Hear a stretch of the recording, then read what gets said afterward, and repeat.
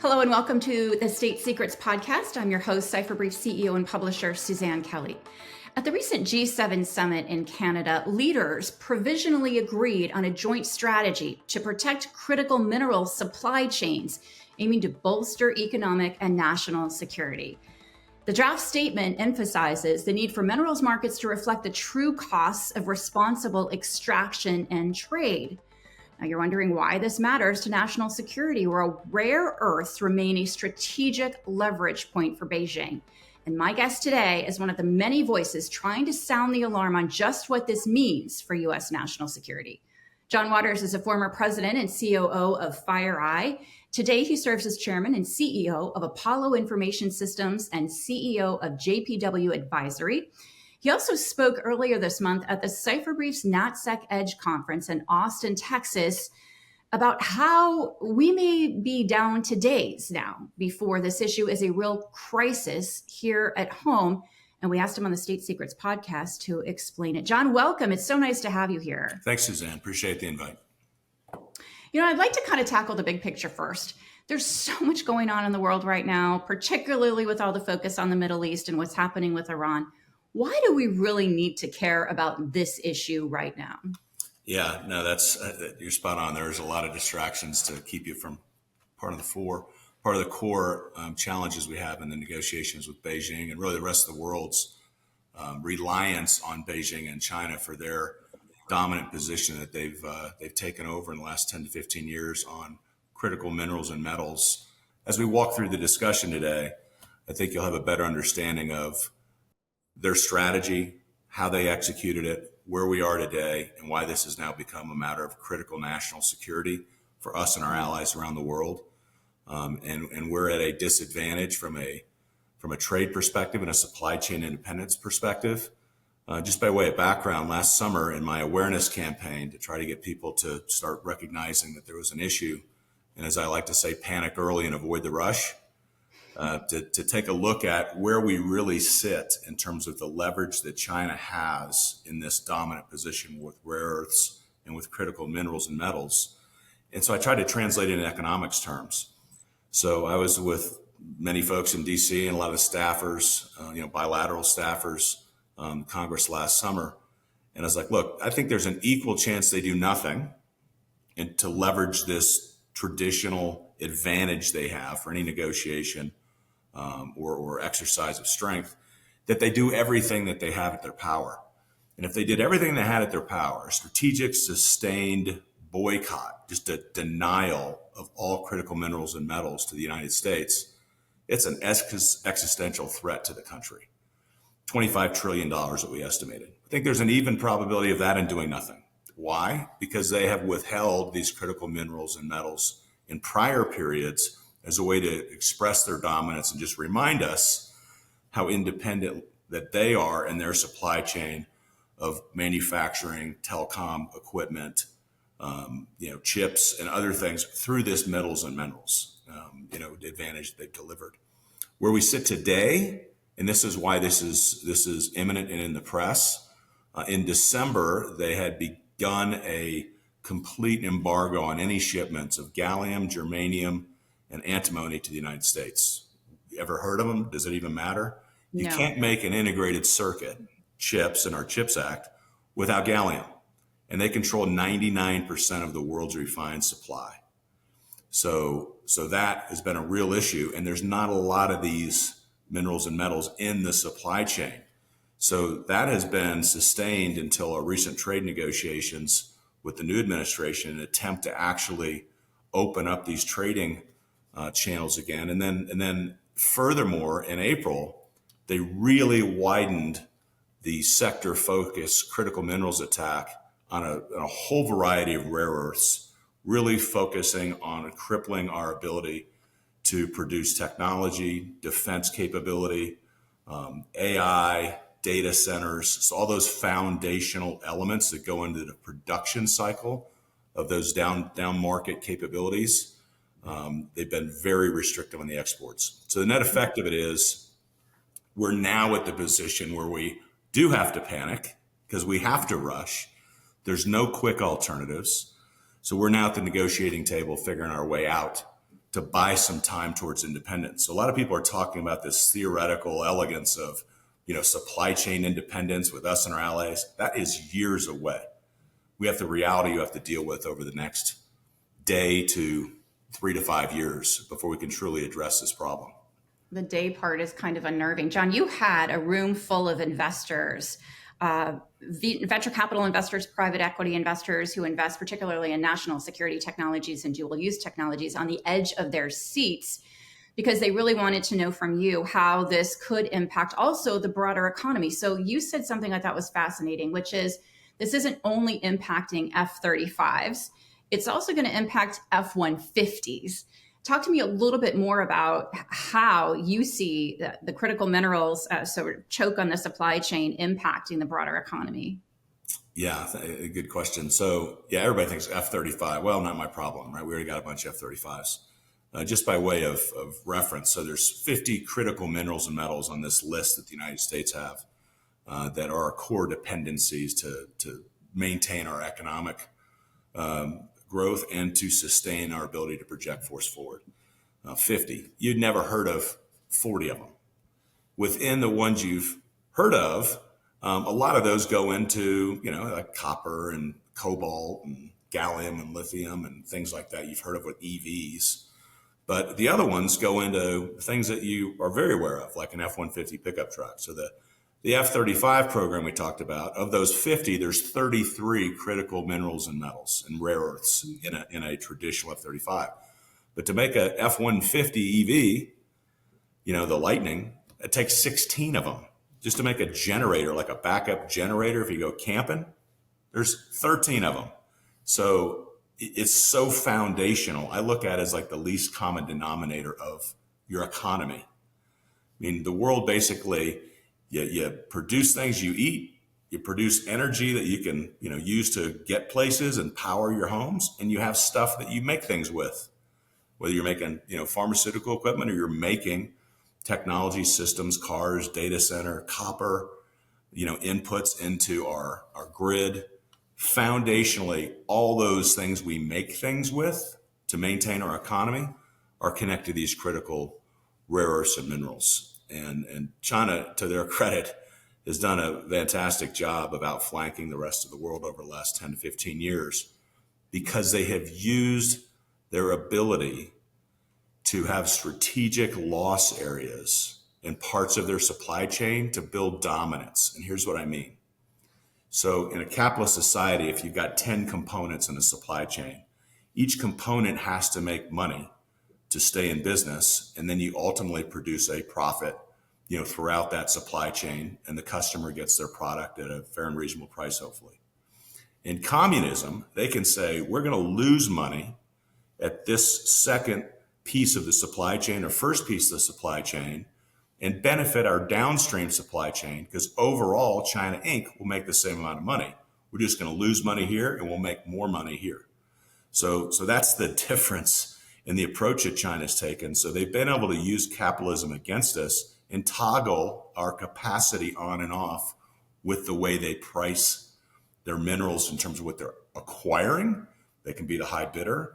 And what they're selling refined goods for, they can sell it for cheaper than anybody else because they can lose money at that input. So you've shuttered the capacity of the rest of the world. They've made up for the rest of the world's lack of ability to produce it. And that's where we got in this dominant position. But what you're referencing in the G7 is real. So what people are now talking about is how you can get to a point of setting a fair market price for a mineral or metal based on if you had traditional supply chain economics that weren't influenced by China, what would the end cost of that product be? So you can actually say, let's have a sustainable ecosystem in our own supply chain that is not subject to the manipulation efforts of a third party in China in this case. So that's where people are focused. How do we get to independence, build a cycle that works inside of capitalism? The net effect of that, we're going to pay more. Right. So our products would cost more for those rare earth minerals and metals because we're going to have to make money at every cog in the wheel, and they're willing to lose money at certain cogs in the wheel. Yep. So what is the administration doing about this right now? I'm not privy to the in-depth negotiations, although it's clearly front and center in everything you read in the media, so Yeah. and read in the press. So it strikes me that they understand the criticality of the situation, and that every negotiation you come to a table with a set of positives and negatives, and you try to balance each other out. So it's not like we don't have any strategic advantage over our trading partners, and some of them have strategic advantage over us. So it's on the table. It's clearly being discussed, and it's recognized as this is a critical dependency we have on China to maintain our economy. So that's step one. So step one is understanding you have a problem, and proactively reaching out and addressing your dependent partner on, okay, how do we help each other get through this? I can help you. You can help me. So my sense is that's where we're at now at the table, which is really positive, because there's no near-term solution. You can't say, well, I don't want to use gallium in an integrated circuit anymore. I want to use XYZ, and we got a lot of that. There isn't an alternative. So these are all single points of failure in our system, which makes it very difficult to counter when you get into that critical dependency. There's just not there's not an off ramp. Now, where do you see, John, the demand for this going over, let's say, the next decade? And then how much buffer, you said one day, which makes me nervous, how much buffer do we have in our inventory of these critical minerals? Two separate questions Yeah, there. that's a good point. Well, look, it's not getting any better. So the demand for all these key industrial metals, think like copper, aluminum, zinc, not many conductive metals in the world, copper. And if you think of the rise in EVs, for example, I mean, it takes 5 times the amount of copper to make an EV than it does a traditional, gas-powered car, between the car itself and the charging infrastructure. 3 for just the car, 5 including the charging infrastructure. And when you produce one NVIDIA AI chip, it takes the power consumption of an average U.S. household. So increase on power, increase in demand, increase in chip production, all this refocus or focus on manufacturing domestically, military, that's obviously military growth around the world, the defense spending's taken off. All of that implies huge pull on these resources. So the demand for these key minerals and metals is expected to grow at twice the pace the next decade as it did the last decade. But then you think going forward, what's the real supply gap? I'll think of the big ones you've heard of. So most people have heard of copper, zinc, aluminum, nickel, cobalt, lithium, major industrial metals that are the most commonplace. If you just take those and you say, what's the known demand? Our forecast demand for these in say 2033, and what's our current known supply?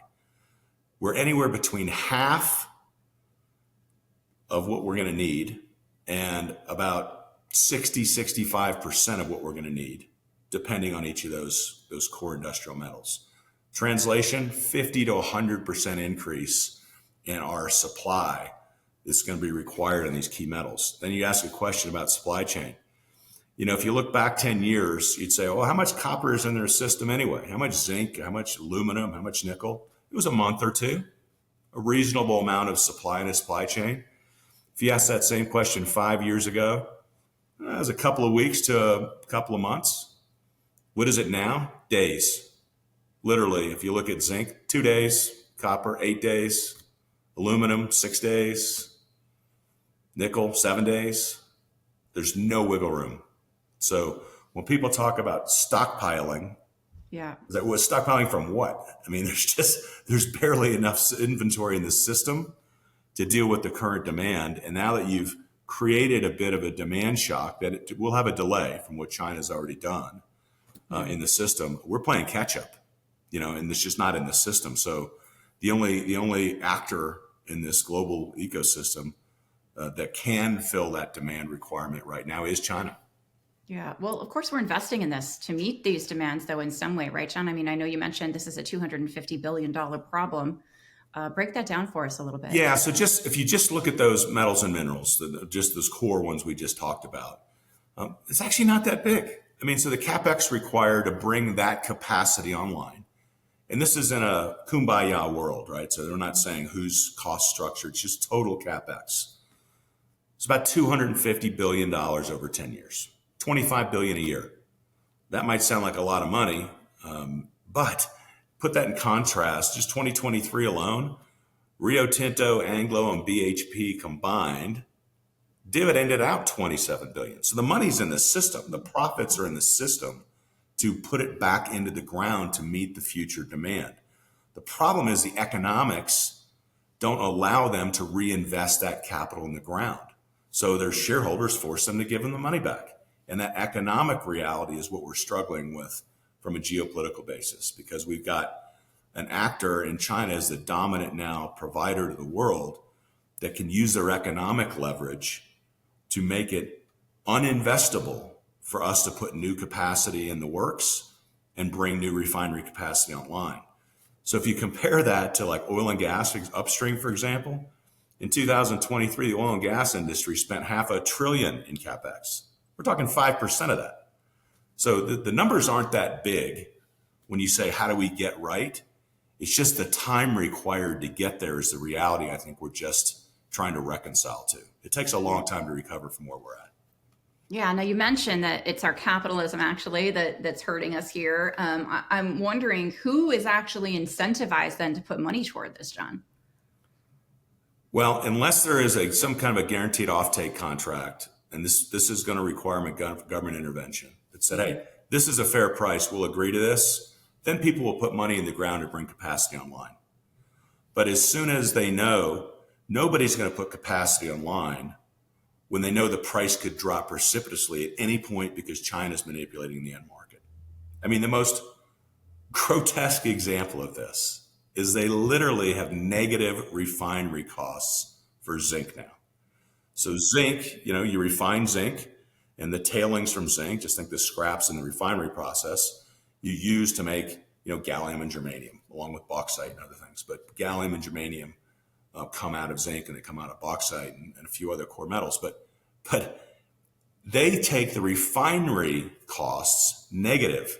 So you give them, raw zinc and they'll refine it and give it back to you for 80 cents, right? Give it to them for $1, they'll give it back to you at 80 cents. I mean, you can't operate at an OPEX level, much less push new money in the ground. So if we're going to be beholden to traditional principles, and this is the government saying, let the capitalist society figure it out themselves, China's playing it like a fiddle. So this is now a national security issue that requires us to use our government apparatus, us and our allies, to get independent on these core requirements to maintain and project our economy and be able to be in a position to project force as necessary. Yeah. Well, I'm going to dig in a little bit more once again. If we focus on just these major sort of industrial metals, batteries, core components, where is all of this supply in the process to include what you mentioned earlier, the mining and refining components of this? Yeah. I mean, let's leave it at mining and refining. Those are the two big obvious ones, right? You got to get the stuff out of the ground and then you got to refine it in a usable state. So if you take those major industrial metals we talked about, like the copper and aluminum and zinc, on the mining side, I mean, China's got, somewhere between 10 and 30% of the mining capacity of those industrial metals. The refinery capacity, they're anywhere between mid 50s and mid 60s of those industrial metals. The total global supply, mid 50s to mid 60s of those refined metals, or those major industrial metals. So those are the big, expensive, costly pieces that fuel the world. And there obviously have been historically a big consumer of those industrial metals as well.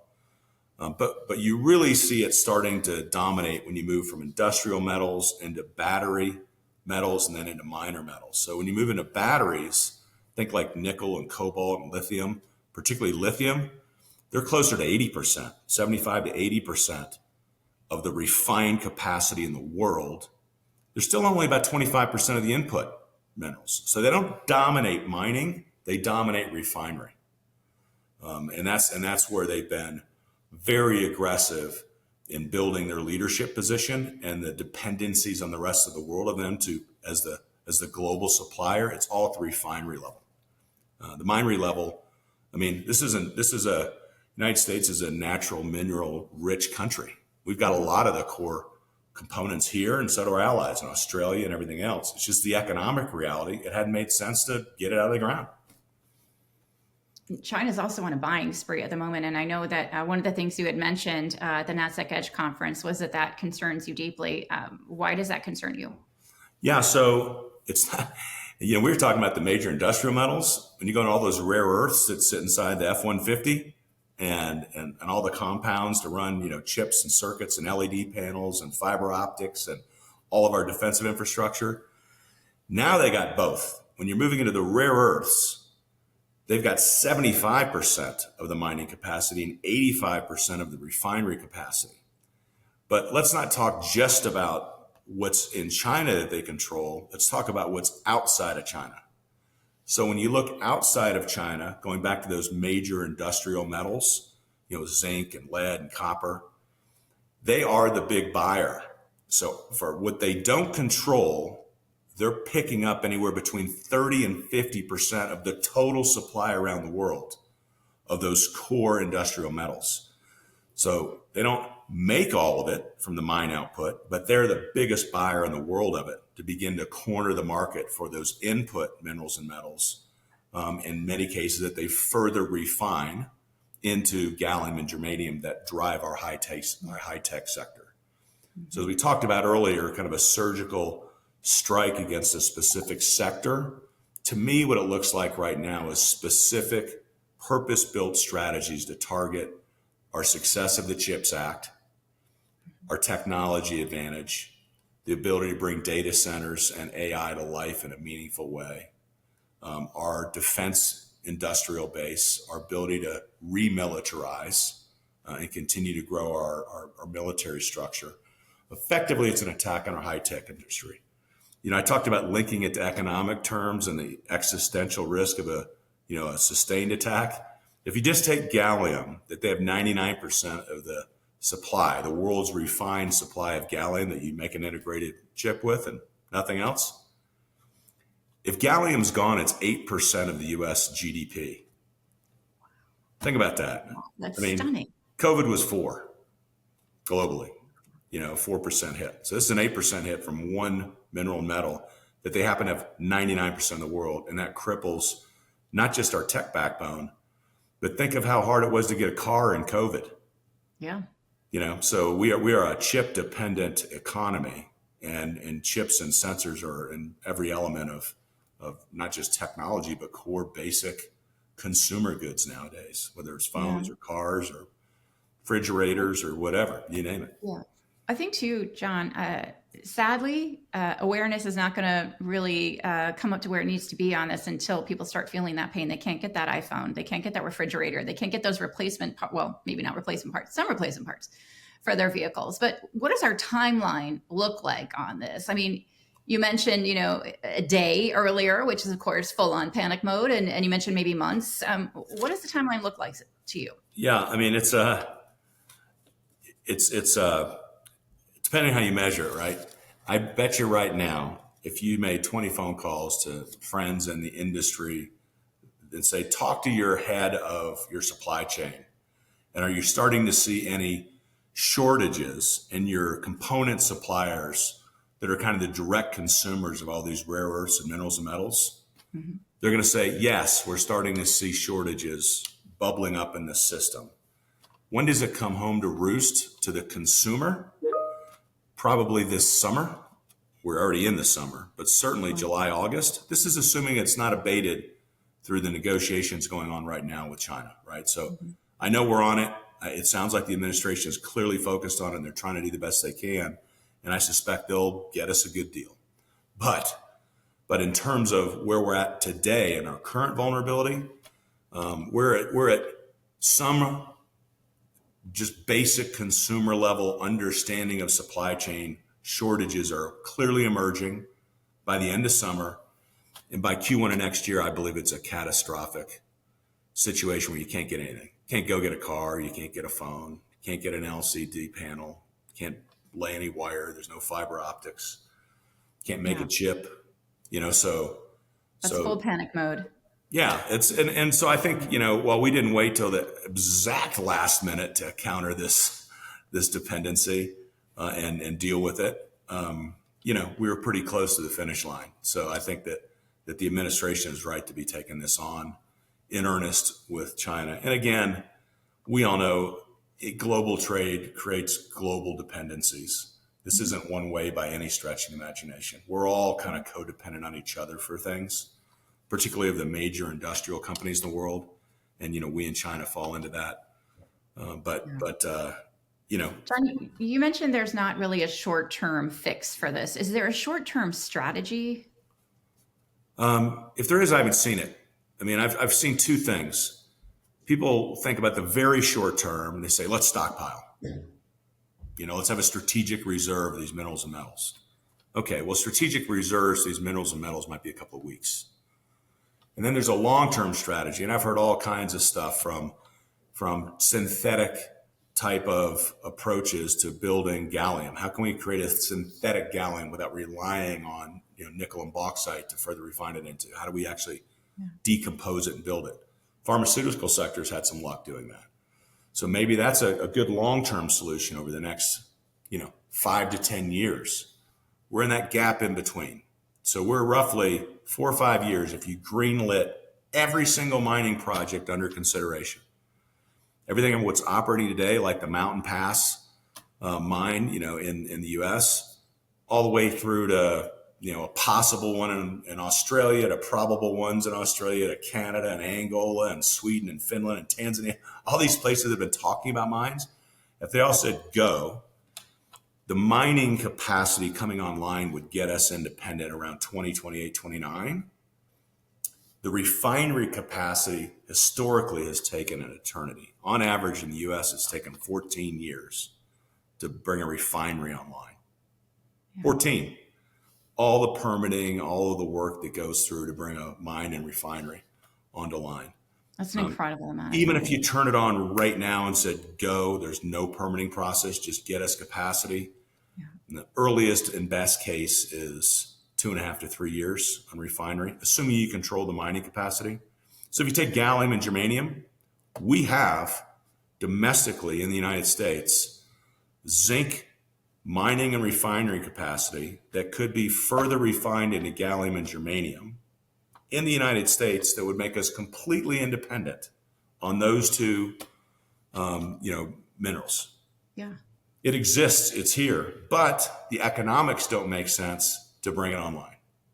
So that's a clear example of the government have to recognize, okay, this is a problem that we need to intervene with just for our own national security requirements. What's a fair and reasonable price that you can hit your return expectations on? Okay, we'll guarantee that offtake price. If the market price is higher, sell it to them. If the market price is lower, we'll buy it. Mm-hmm. And that way they can put money in the ground and bring that capacity online. That's going to be the easiest incentive structure in my world.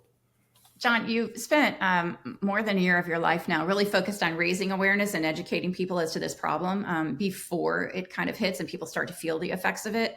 What's next for you? Well, I'm a cyber guy. You mentioned that I was president and chief operating officer of FireEye. You're a cyber tech guy. Yeah. And some people know we sold FireEye, and then Mandiant was the company that we were really building. And Mandiant was a merger of my prior business that I sold to FireEye. They had bought Mandiant, and they bought iSight, which is a cyber intelligence company. Mandiant and iSight merged, and that became the Mandiant that was sold to Google. So I retired there, went on a few boards, and I'm a venture partner at Sin Ventures, which is a cybersecurity investor. So most of my world is spent in the cybersecurity industry and focusing on sea changes in that industry and where I invest, participate in board activity, and am now actually running a business in the cybersecurity industry once again. So I put my gloves back on to get in the fight. And that's essentially dealing with what I view as a seismic shift in the threat environment by adversaries embracing AI to dramatically accelerate their ability to target specific companies with specific precision tools and capabilities, not unlike nation states have done for years in the APT attacks. But that reconnaissance and targeting work used to take, could be a year, all the targeting and reconnaissance work to build a precise capability to defeat their controls. Today with AI, it can be days and weeks. So dramatic acceleration. So that's something that triggered me to think about getting back in the cyber business. In the meantime, this has been a pet project of mine for a long time, almost a decade, honestly.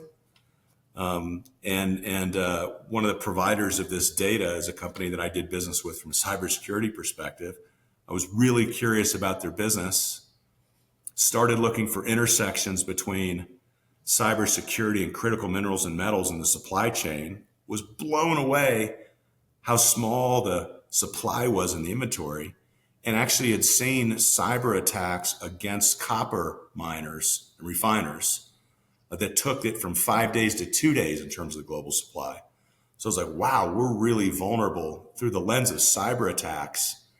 And then the more I studied it, the more I realized that China had really outflanked the world and built up this mammoth dependency on the rest of the planet, on their dominant position, a lot of these rare earths, minerals, and metals.